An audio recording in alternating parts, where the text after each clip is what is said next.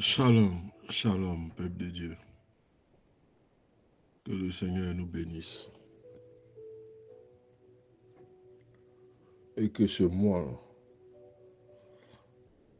les enfants de Dieu ne puissent pas ouvrir une brèche dans leur vie.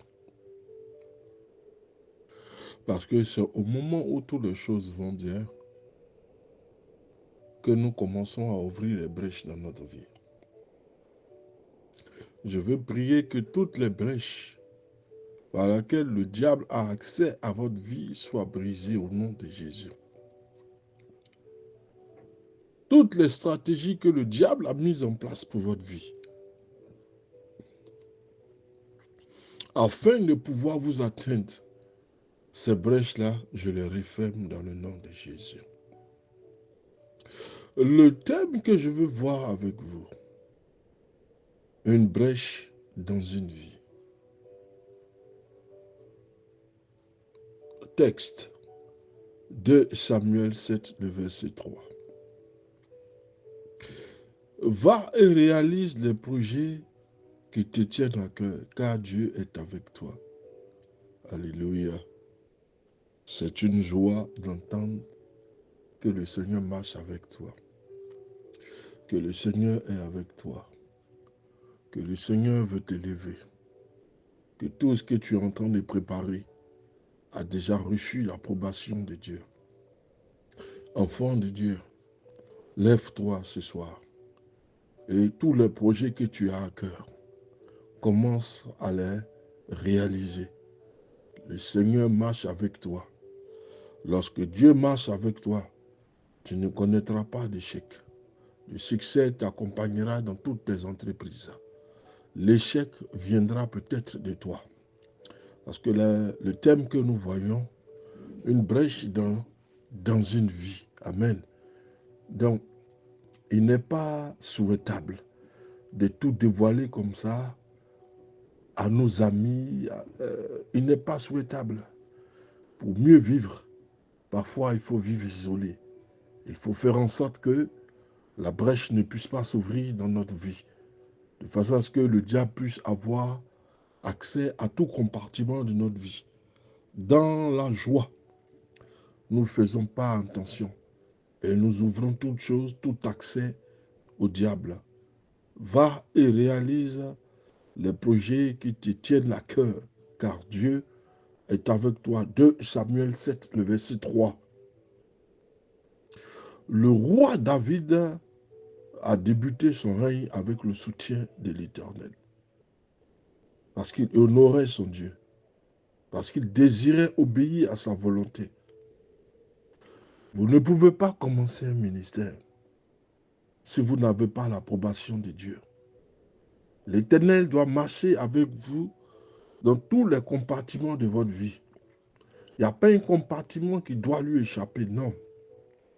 Il dit du Messie, celui-là est mon fils bien-aimé. Il dit de Job, il marche dans l'intégrité.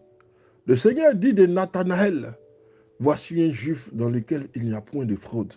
Ce sont des personnes qui marchent à la lisière de l'Éternel. C'est des personnes qui veulent honorer Dieu et qui désirent obéir à sa volonté. Lorsque David confia à Nathanaël, à Nathan plutôt, pas Nathanaël, à Nathan. Lorsque David confia à Nathan son intention de bâtir un temple pour l'Éternel, Nathan lui dit, et l'encourage en même temps, en disant tout simplement, naturellement, par des paroles et des versets, pour l'encourager à aller de l'avant. Et il va encourager David. Il va dire à David, le Seigneur est avec toi. Si l'Éternel est avec toi, alors bâtis tous tes projets. Nathan va commencer à encourager David. Il l'encourage par la parole de certains versets ci-dessus. N'est-ce pas merveilleux d'être soutenu par le Seigneur dans nos projets parce qu'il est avec nous. Il encourage David. Il dit à David, vas-y, le Seigneur est avec toi. Il est vraiment nécessaire, impérieux, il est judicieux de marcher, de faire nos projets en conformité avec la volonté de Dieu. N'est-il pas merveilleux d'être soutenu par le Seigneur dans nos projets? Parce qu'il est avec nous.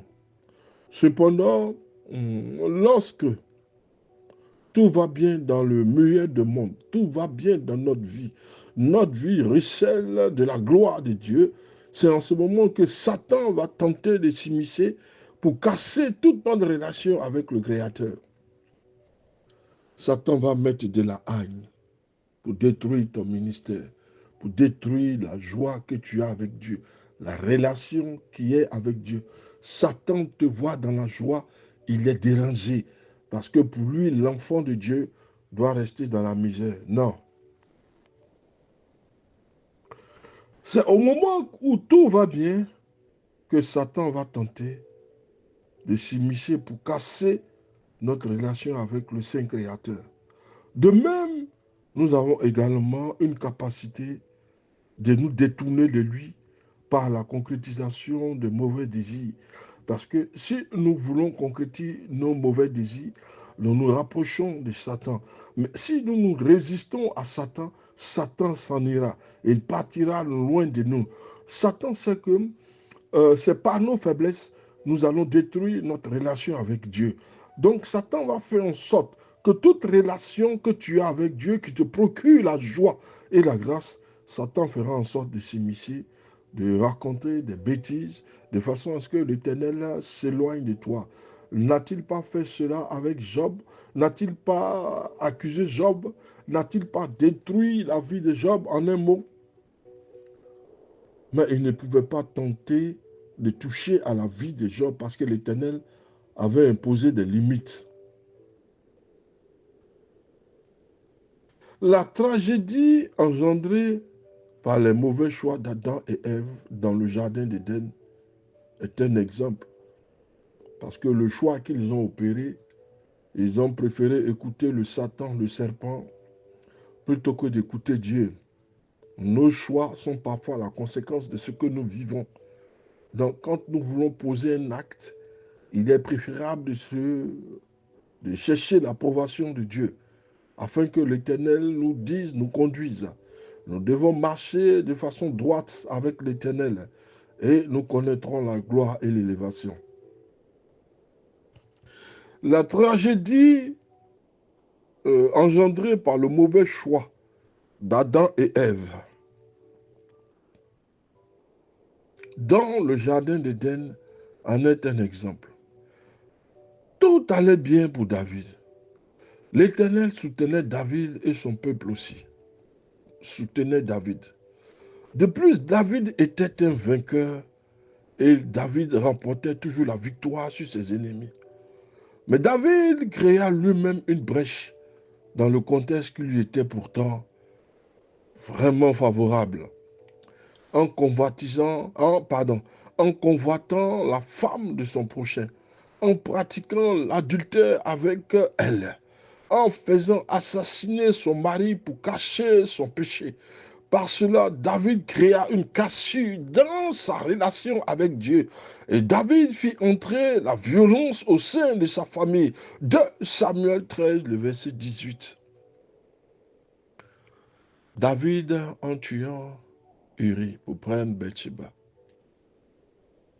il a fait introduire la violence dans sa famille, au point où ses propres enfants ont retourné l'épée contre lui. Vous savez, les actes que nous posons ont une portée spirituelle. David, en tuant Uri, ne savait pas qu'il introduisait la violence. Et le royaume de David a connu des secousses, a connu des attaques de la part de ses propres enfants. Voilà pourquoi faisons attention aux actes que nous posons. Et comme je dis souvent, nous pensons faire du mal ou du bien. Mais les actes que nous posons ont une portée spirituelle. Elles peuvent soit nous bénir, soit nous anéantir. David, en convoitant la femme de son prochain, en pratiquant l'adultère avec elle, en faisant assassiner son mari pour cacher son péché, David a créé une cassure dans sa relation avec Dieu. Il a fait entrer la violence dans sa famille. Plus tard, David fauta encore. Il a organisé le recensement d'Israël, une action désapprouvée par Dieu qui a engendré l'extermination d'une bonne partie de son peuple. 1 Chronique 21 nous fait comprendre que le projet du recensement ne glorifiait pas Dieu. Le roi ouvrit ici une nouvelle brèche dans sa vie, entraînant la mort de 70 000 Israélites, affaiblissant du coup considérablement lui-même son armée. C'est une histoire, cette histoire nous invite à prendre garde à nos désirs qui peuvent porter préjudice s'ils ne glorifient pas le Seigneur. 7. L'Éternel est avec nous.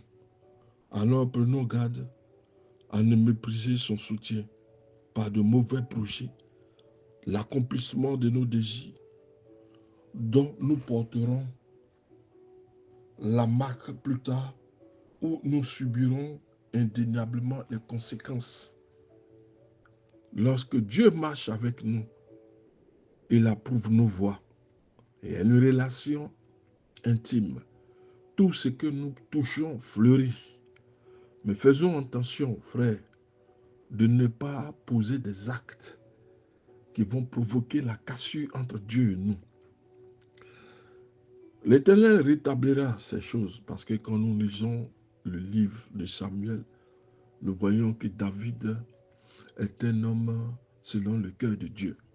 Mais les actes que David a posés ont parlé contre lui. La rébellion dans sa famille, la mort de ses soldats. Lorsque nous posons un acte, la mort de son premier fils avec Bathsheba, parce que quand David a commis l'adultère, le premier fils qui devait naître en réalité entre lui et Bathsheba, Dieu l'a tué. Donc David a subi toutes ces conséquences-là. Lorsque nous sommes en bon terme, en bonne intelligence, lorsque l'Éternel nous révèle sa gloire, n'allons pas poser un acte qui va casser cette relation avec Dieu. Dieu va nous rétablir, certes, mais nous allons en subir d'abord les conséquences. Que Dieu vous bénisse, le pasteur Samuel.